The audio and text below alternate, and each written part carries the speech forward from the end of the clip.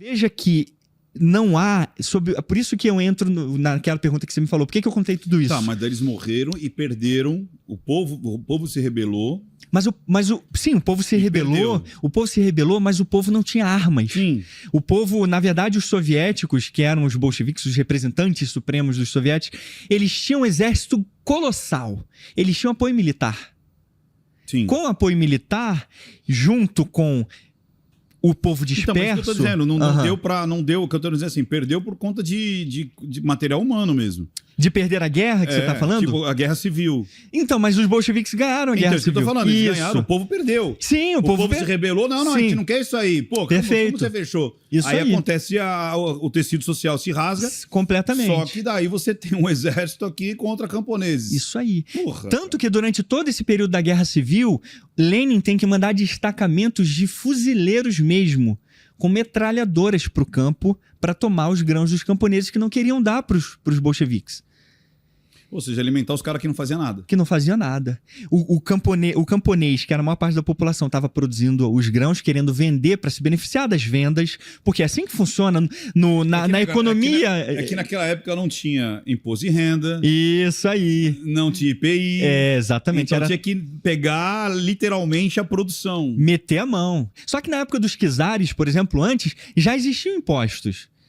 Tanto que nunca houve um levante generalizado como houve na União Soviética. Porque foi excesso. Porque foi em excesso que aconteceu. Foi um excesso. Nessa época do Holodomor? Depois, a gente está falando do segundo momento aí. O povo russo, Ricardo, sofreu de uma... O povo russo, ele é um povo que não sabe o que é liberdade. Até hoje. Até hoje, eu ia falar. Falar de democracia para o povo russo, o que é democracia? Eles não entendem. Faz parte da história russa de todos os últimos milênios. Aceitar essa situação. Autocracia, um líder forte, carismático, né? Um líder que se coloca, faz parte disso. Cara, é como você tá trazendo à tona, uma vez instalado, amigão, para você retirar é muito difícil. Muitas pessoas dizem assim, cara, exatamente. Muitas pessoas dizem assim, por que o povo não tirou os bolcheviques então?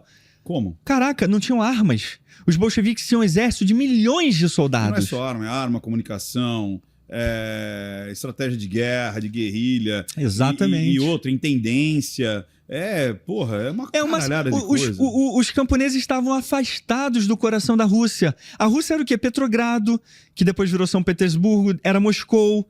Sabe? Regiões assim, Oreg, regiões... Era isso aqui, comparado a todo o corpo do que era a Rússia. Então os camponeses estavam isolados lá no Quinto dos Infernos, iam se distanciar da sua localidade. E como? Comer o quê? No meio do caminho? Não tinha, sabe, meios de transporte suficientes, nada disso. Então é fácil simplesmente sentar validar com justificativas porcas. Mas se eles tivessem ao contrário, eles teriam tomar... tá bom. Ia ser muito fácil. Tentaram durante a Guerra Civil. Né? Morreram aos milhões. Caraca. Morreram aos milhões. Olha, as estimativas mais seguras apontam entre 7 a 10 milhões de pessoas que morreram só na Guerra Civil. Muito mais do que os cerca de 2 milhões de russos que morreram na Primeira Guerra Mundial. É uma catástrofe. Pátria, né, puta merda. O que aconteceu... Morrer pelas suas famílias, né? Pelos seus filhos, pela sua terra. E... se fuderam. Exatamente. Tentando lutar contra, né, um sistema que estava tentando invadir, que era a Alemanha. A Alemanha... A gente não pode colocar nem vilão especificamente na Primeira Guerra Mundial, um vilão como a gente pode colocar um Hitler e um Stalin, né? Nesse contexto. Sim. Porque a Alemanha naquela época era só mais uma potência querendo território. Não, eu tô dizendo assim, os 7 milhões ali, imagina, eles lutando na Guerra Civil... para conseguir ter, como você falou, uma liberdade, perfeito, não ter ter representantes de fato e não de imposição e tudo mais. É muito triste. Não, a gente triste. A gente e aí os caras se consolidam e aí? E aí eles se consolidam no poder com a vitória da Guerra Civil. Se consolidam porque o que existe é simplesmente uma devastação completa, não só da Rússia, enquanto uma federação ali, quanto todos os outros estados em volta, a Ucrânia, que faziam parte do Império Russo naquela época. Então, toda essa região, não só do próprio centro da Rússia, quanto essa região mais marginal, toda ela sofre com uma fome generalizada. Só para você ter uma ideia, a galera fala, o capitalismo produz uma fome, né? É um sistema produtor de fome. Mas você sabe quem salvou a União Soviética da fome? um carinha chamado Herbert Hoover, um americano de uma empresa não governamental que fez uma ajuda humanitária, que foi um apelo feito por Maxim Gorky, não foi nem por Lenin. Lenin não queria revelar essa fome para o mundo.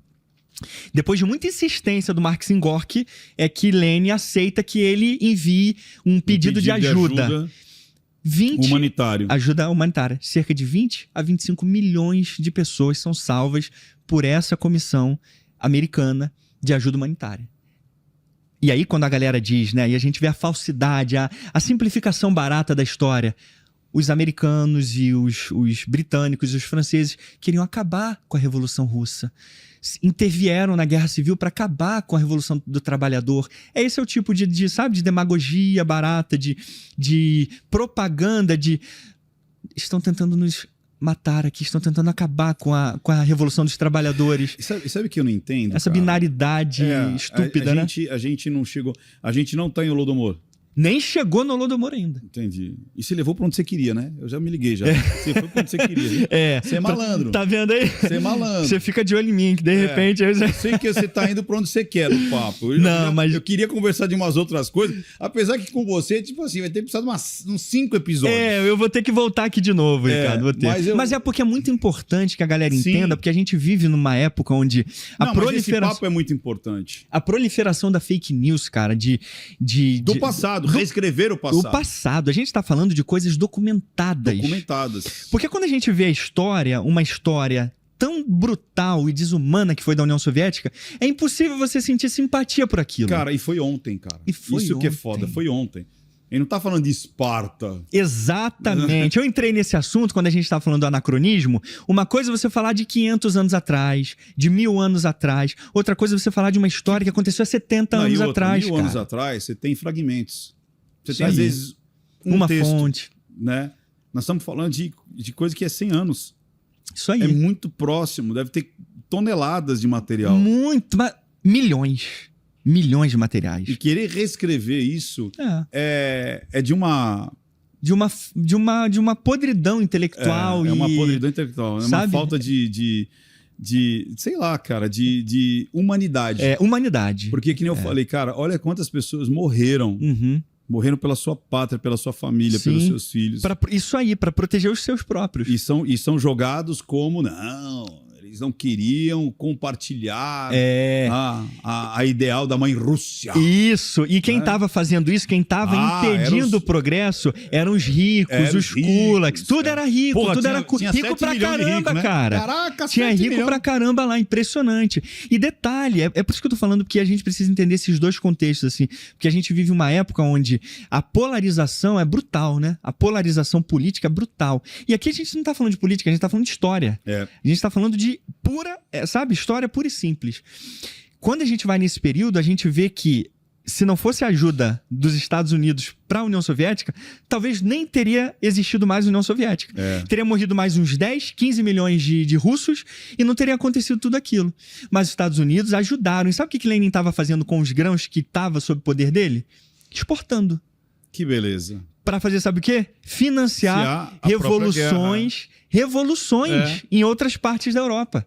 Putz. O professor Dmitry Volkogonov é um ex-general soviético que escreveu as primeiras biografias de Lenin e de Stalin a partir dos anos 90. Porque os arquivos estavam fechados.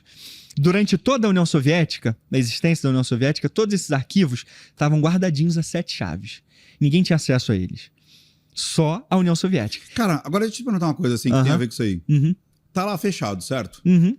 Se os caras queriam esconder isso aí, por que eles não destruíram isso aí? Esse foi um dos questionamentos feito, inclusive, por alguns dos soviéticos da liderança.